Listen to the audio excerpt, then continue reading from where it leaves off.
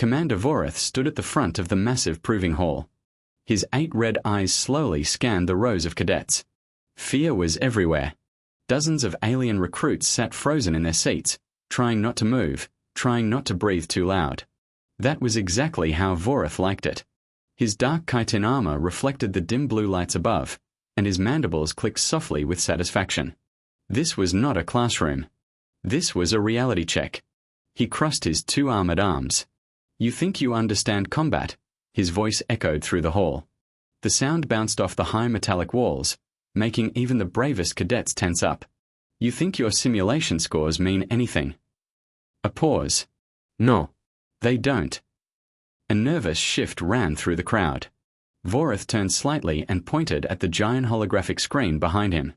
"Today, you will see real war." The lights dimmed further. The screen flickered to life.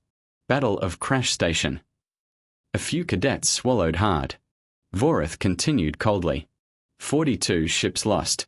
Over 9,000 casualties. This is what failure looks like. A faint whimper came from somewhere in the middle rows. Vorith's mandibles clicked in approval. Good. Let them fear it. Let them remember it. The footage began. It was grainy, helmet camera quality. Everything was chaos. Explosions lit up the battlefield like violent lightning. Smoke swallowed entire structures. Energy fire sliced through the air in glowing lines. And bodies were everywhere. The sound was worse than the sight. Screams. Metal tearing. Weapons firing non-stop. A cadet in the front row slowly covered her face. "Keep watching," Vorith ordered sharply. "You need to understand what real war does." The camera shook violently as the soldier ran. Something exploded nearby. The screen spun. When it stabilized again, the battlefield was worse. A heavy assault unit stomped through wreckage, tearing apart the last defensive line. Vorith wasn't looking at the screen anymore. He was watching the cadets. That was the real lesson. Break them early. Make them understand how small they were. But then, something felt wrong. In the back row, one figure didn't react at all. No fear. No tensión. Just boredom. A human. Harold. He sat there casually, one arm resting on the seat in front of him, looking like he was waiting in a dull meeting. Olive green jacket. Black turtleneck. Calm expression. Like none of this mattered. Vorith's sensory hairs bristled slightly. Humans always acted like this. Too relaxed. Too careless. Too strange. The footage continued. The soldier on screen ran through open ground, plasma fire so dense it looked like a wall of light. Suddenly, a cadet raised her voice. "Wait." Vorith's eyes narrowed. "Excuse me." "Go back," she said, shaking slightly. "Just go back a few seconds." A few cadets murmured. Vorith clicked his mandibles in annoyance. Still, he rewound the footage. The battlefield replayed. Chaos again. Explosions again. Death everywhere again. "Stop, there," the cadet pointed. Vorith zoomed in. At first, nothing. Smoke. Fire. Wreckage. Then, a figure. In the far background. Walking. Not running. Not taking cover. Not even looking stressed. Just walking casually through a battlefield that should have killed everything in sight. Vorith froze. He zoomed in again. Pixelated image sharpened slightly. The figure was human. Male. Graying hair. Olive jacket. One hand in his pocket. The other holding a toolbox. Silence. Absolute silence filled the hall. Even the projection hum felt louder. Vorith slowly turned his head. All 8 eyes shifted to the back row. Harold looked up, saw the attention, and casually waved. Like this was normal. Vorith's mandibles froze halfway open. "That's not possible," he said quietly. For the first time, his voice had uncertainty in it. Harold tilted his head. "Oh yeah," he said casually. "Crash station. That was a rough assignment." Vorith blinked all 8 eyes. A rough assignment. Harold shrugged slightly. "Yeah. Supply run. Needed to deliver parts to artillery crews. I was nearby anyway." The hall went dead silent again. A cadet dropped something metallic. It clattered loudly. Vorith slowly looked back at the screen. Paused image. Harold. Walking through hell. Still alive. Still calm. Still human. And for the first time in his career, Commander Vorith did not know what he was looking at. The proving hall stayed silent. No one moved. No one even blinked properly. All eyes were now locked on one being. Harold. Commander Vorith stood frozen in front of the control panel. His 8 red eyes kept shifting between the paused footage and the human sitting calmly in the back row. Something about this did not fit reality. Not even slightly. Slowly, Vorith reached forward. His chitinous fingers tapped the console. Replay. The screen flickered. Crash station returned. Fire. Smoke. Chaos. Death. Even Vorith. Harold sighed like he was about to explain something boring. Crash station was a logistics mess. I just moved between supply points. Different routes. Different timings. Bryn immediately responded. There were orbital bombardments every 3 minutes. Harold nodded. Yeah. That slowed things down a bit. Vorith's mandibles clicked sharply. You were saying you walked through continuous orbital bombardment to deliver parts. Harold shrugged. Pretty much. A long silence followed. Then Bryn spoke again, voice trembling slightly. Harold, the survival rate in that zone was 0. Harold blinked. 0 is not very accurate. That sentence broke something in the room. A cadet whispered. He's correcting 0. Vorith raised one arm slowly. The projection changed again. New footage. Different angle. Crash station battlefield again. And again. Harold appeared. This time closer. Walking past a collapsed wall. Explosions lighting the background. And he was looking at something in his hand. Vorith zoomed in. A wrench. Harold nodded. Oh yeah. I dropped it. Silence. Then Vorith snapped. You went back into an active bombardment zone, for a wrench. Harold looked slightly uncomfortable. It was a good wrench. Bryn's tentacle hair lifted slightly in disbelief. A good wrench. Harold nodded seriously. You don't just leave tools behind. That was it. That was the moment Bryn stopped processing logically. Her 3 eyes blinked rapidly. Vorith took a slow step back. For the first time in his military career, he did not understand a battlefield survivor. He understood tactics. He understood fear. He understood death. But this human was not surviving like others. He was behaving like survival was not even part of the equation. Bryn whispered. This violates probability modeling entirely. Vorith didn't answer. He was already staring at another file. His voice lowered. Show me his full deployment history. Bryn hesitated. Then complied. The holographic wall expanded. And line after line appeared. Harold. Present. Survived. Uninjured. Impossible zone. Impossible battles. Impossible disaster. Vorith's voice became quiet. How many? Bryn swallowed. 43 confirmed UN survivable events. A pause. 43 times, he should have died. Harold scratched his neck. I mean, I've had some bad days, sure. That was the moment Vorith realized something terrifying. This was not luck. Not skill. Not training. Something else entirely. And it had just started to notice them watching. The archives chamber felt smaller now. Not physically, but mentally. Like the air itself had become heavier. Commander Vorith stood motionless in front of the floating holographic wall. 8 red eyes scanning. Not blinking. Not processing. Just trying to understand something that refused to make sense. Bryn hovered beside him, her translucent purple form slightly unstable now. Her bioluminescent patterns flickered like a broken signal. And Harold. Harold was still leaning against the wall. Relaxed. Hands in pockets. Like this was a routine inspection, not a breakdown of reality. Vorith finally spoke. Show everything. Bryn hesitated. Everything. Voritha's mandibles clicked sharply. Everything.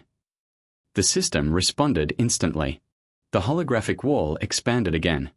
New files flooded the space. Hundreds. Then thousands. Harold's name appeared again. And again. And again. Each entry matched the same pattern. Un survivable zone. Total casualty events. 0 expected survival rate. Human personnel Harold. Present. Status. Survived. Silence spread through the chamber. Even the machines felt loud now. Bryn whispered, almost to herself. This is statistically impossible. She opened another file. Then froze. Her voice dropped. Commander. Vorith turned instantly.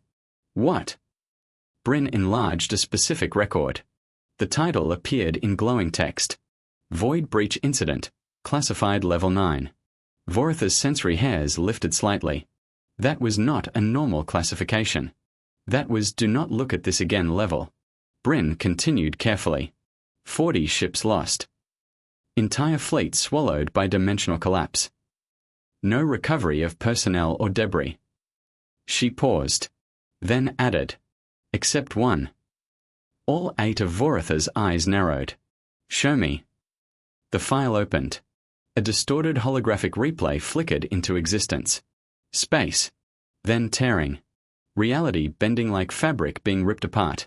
Ships disappearing one by one into nothing. Screams over comms. Then silence. And in the middle of it, a cargo bay camera feed. Harold. Standing inside a half-collapsed ship corridor.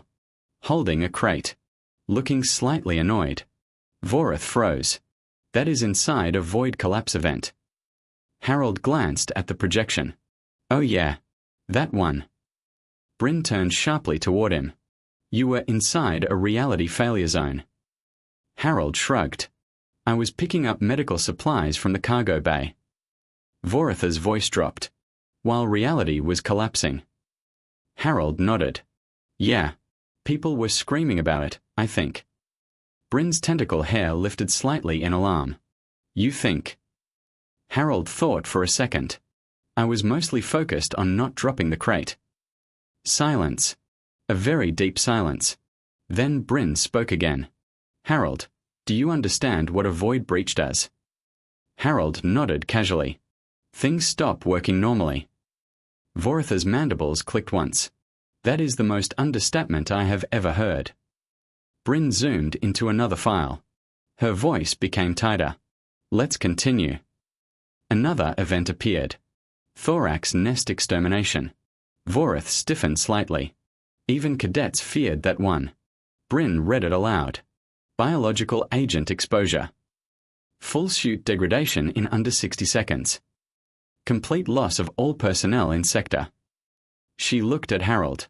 You were inside for 6 hours. Harold nodded. Yeah. That one was annoying. Bryn blinked. Annoying? Harold sighed. My suit kept breaking. I had to patch it every few minutes. Vorith leaned forward. With what? Harold thought.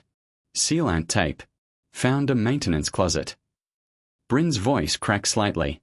You repaired a failing life support suit during a biological extinction event. Harold nodded again. Yeah. It wasn't ideal. That was when Vorith stopped standing. He slowly lowered himself into a chair. Not because he was tired. Because his body no longer trusted gravity. Bryn continued scrolling. Her tone was now quieter. Almost afraid. Commander, this pattern repeats across every major catastrophe in the last 2 decades. She highlighted multiple entries. Siege events. Supernova evacuations. Planetary collapses. Reality distortions. Every single one. She looked at Harold. He is present. Harold raised a hand slightly. I do get around a lot for work. Vorith didn't respond. He just stared at the holograms. Then quietly said, This is not a soldier. Bryn turned toward him. Then what is he? Vorith didn't answer immediately. Because there was no answer in their training manuals. No doctrine. No simulation. No war theory. Finally, he spoke. He is a constant. Bryn frowned. A what? Vorith gestured toward the files. In every catastrophe, everything changes. Ships fail. Armies collapse. Systems die. He paused. But he does not. Harold scratched his head. I still get tired sometimes. Bryn ignored that. She was too deep in the data now. Her voice lowered. Commander, there is something worse. Vorith looked at her. What now? She opened one final file. It was labeled Caltra Station, Final Evac Report. Bryn zoomed in. Supernova event. Entire system destroyed. All evacuation vessels lost. She paused, then slowly added, except one. Vorith's eyes narrowed. Let me guess. Bryn nodded.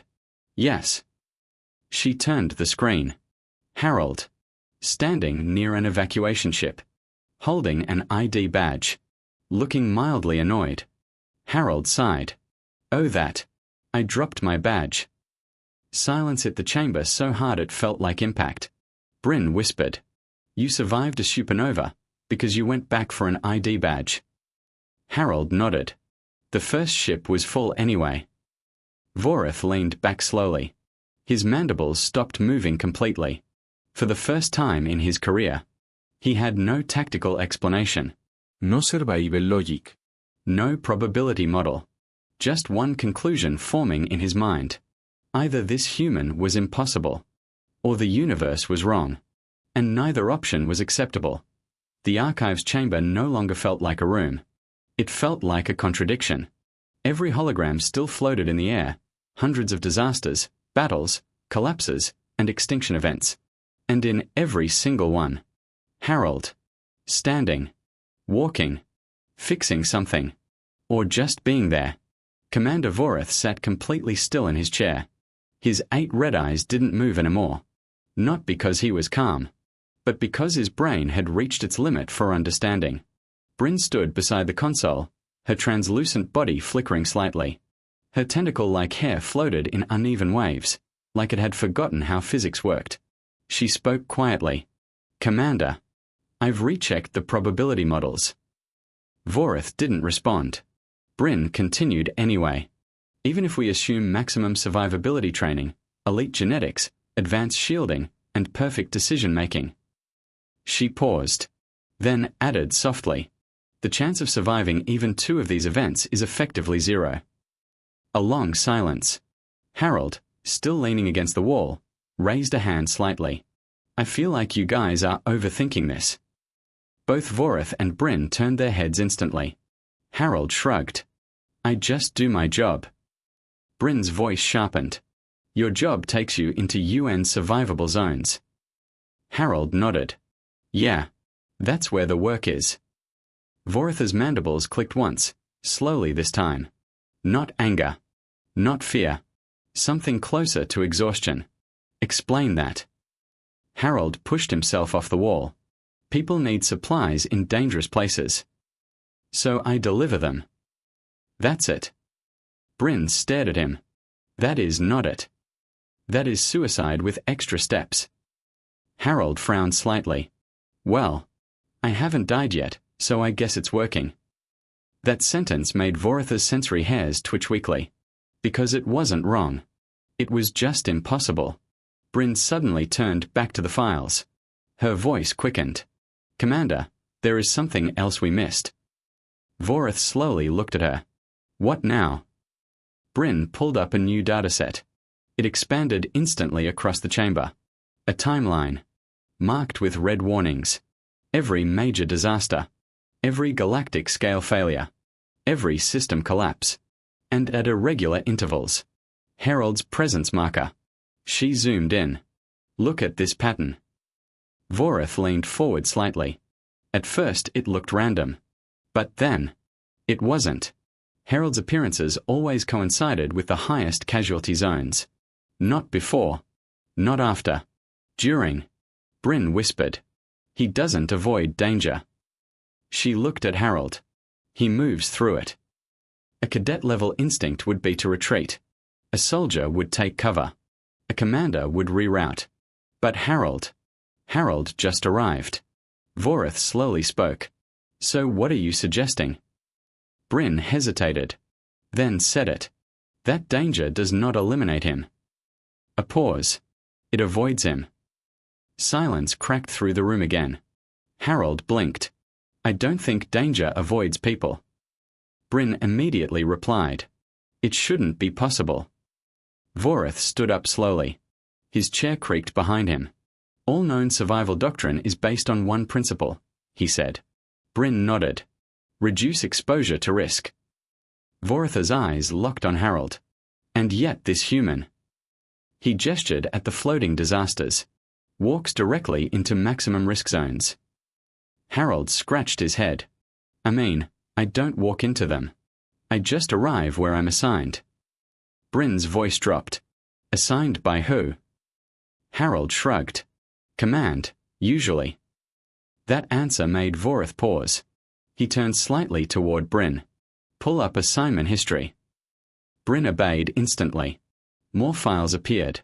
Mission orders. Supply routes. Deployment logs. And then, a strange detail. Every single assignment Harold ever received was in a zone already classified as critical failure probability, 99 to 100%.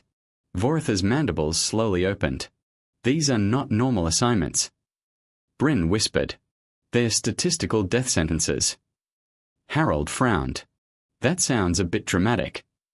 Vorith turned sharply. It is not dramatic. He pointed at the screen.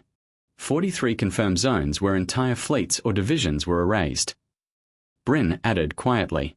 And he was sent to all of them. Harold sighed. I don't pick the routes. A long pause. Then Bryn said something that changed the tone completely. What if the routes pick him? Silence. Even Harold stopped speaking for a moment. Vorith slowly turned his head toward her. That is not a recognized operational theory. Bryn nodded. I know. But neither is this. She gestured at the floating disasters again. Nothing about him fits any known system. Vorith looked at Harold. Really looked this time. The human stood there casually. Hands in pockets. Unarmed. Unmodified. No armor. No special aura. Just ordinary. And yet, the galaxy had tried to kill him 43 times. And failed. Bryn's voice softened. Commander, I think we've been studying survival wrong. Vorith didn't answer. Because for the first time, he was starting to agree. Harold glanced between them. So, am I done here? I still have a supply run. Vorith slowly sat back down. Then spoke in a very quiet voice. You're going to Helix 4. Harold nodded. Yep. Bryn's eyes widened slightly. That's the quarantine zone where ships disappear. Harold nodded again. Yeah. That's why they need supplies. Vorith stared at him for a long time. Then said the only thing left in his mind. Go. Harold smiled slightly. All right then. He turned and walked out. Calm. Normal. Completely unaware of what he had just done to every theory of survival in the galaxy. The moment he left the chamber, Bryn whispered. Vorith finished the sentence without looking at her. Then nothing we know about death is accurate anymore. Outside, a ship powered up. Harold's next delivery had already begun. And somewhere in the galaxy, something impossible was about to happen again. Helix 4 hung in space like a wound that never healed. Dark. Silent. Wrong. 3 supply ships had already vanished there without a trace. No distress signals. No debris. No answers. Just disappearance. Commander Vorith stood on the bridge of the observation station, his 8 red eyes fixed on the incoming signal. Bryn stood beside him, unusually still. Even her tentacle-like hair barely moved now. They were both watching the same thing. A single small transport ship. Harold's ship. Approaching Helix 4. No escort. No weapons visible. Just a basic supply vessel. Bryn whispered. He's actually going in. Vorith didn't respond immediately. His sensory hairs were tense. Not fear exactly. Something worse. Expectation. Because at this point, they weren't asking if he would survive. They were asking how reality would fail this time. The ship crossed the boundary, and the system alarms immediately went silent. That alone was strange. Vorith leaned forward. Report. A technician stammered. Gravity fluctuations, normalizing. Bryn turned sharply. That's impossible. Another technician spoke. Quantum interference, stabilizing. A pause. Then, signal clarity increasing. Vorith's mandibles slowly clicked. That zone has never stabilized before. On the main screen, Herald's ship continued forward. No damage. No distortion. No anomaly behavior. Just steady flight. Bryn's voice dropped. He's passing through the failure zone. She checked again, without triggering the failure. Vorith stood up slowly. That is not how Helix 4 works. The ship kept moving. Deeper. Into the zone where everything else had vanished. Seconds passed. Then minutes. Nothing happened. No collapse. No disappearance. No distortion. Just calm space. Bryn's tentacle hair began to rise slightly. Commander. Vorith didn't look away from the screen. Yes. Bryn swallowed. He's not being affected. A long silence. Then Herald's voice came through comms. Hey, docking bay is a bit quiet out here. Static. Then again. Do you guys still need those supplies or? Vorith grabbed the console. Status report. Silence from sensors. Then, a technician whispered. All systems in Helix 4 region, normal. Vorith froze. Repeat that. Bryn checked again, faster now. Spatial collapse signature, gone. Anomaly field, gone. Ships that disappeared, no longer registering as lost. The room went dead silent. Herald's ship docked. Perfectly. Normally. Like nothing had ever been wrong with the place. A moment later, Harold appeared on the station feed, carrying crates, looking mildly tired. Docking worked fine. He paused. Also, your storage system is kind of messy here. Bryn stared at him. Helix 4 was a dead zone. Harold nodded. Yeah, I think someone just left a generator running in a bad configuration. I turned it off. Vorith slowly turned his head. You turned it off. Harold shrugged. It was making a weird humming noise. Probably not safe. The silence that followed was different this time. It wasn't confusion. It was fear. Bryn whispered. If the anomaly was being maintained. Vorith finished it. Then it wasn't natural. He looked at Harold. What did you just disable? Harold paused. I don't know. Some broken system maybe. Bryn checked the logs again. Her voice cracked slightly. Commander. She hesitated. Then said it. Helix 4 disappearance events are reversing. Vorith's eyes widened slightly. Reversing. Bryn nodded. Ships are reappearing. Systems are restoring. Spatial distortion is collapsing into normal structure. A pause. Then she added. And it all stops the moment he leaves the area. Harold scratched his head. So I guess it's fixed now. Vorith didn't answer. Because this was no longer survival. This was correction. Bryn turned slowly toward Vorith. Commander. I think we misunderstood his classification. Vorith spoke quietly. What is it then? Bryn's voice dropped to almost nothing. He is not surviving UN survivable events. She looked at Harold. He is resolving them. Silence. Harold blinked. I don't think I'm resolving anything. Bryn didn't respond. Because the data already had. Behind them, the station alarms flickered once. Then shut off permanently. Helix 4 was stable. For the first time in recorded history. Vorith sat down slowly. Not because he was defeated.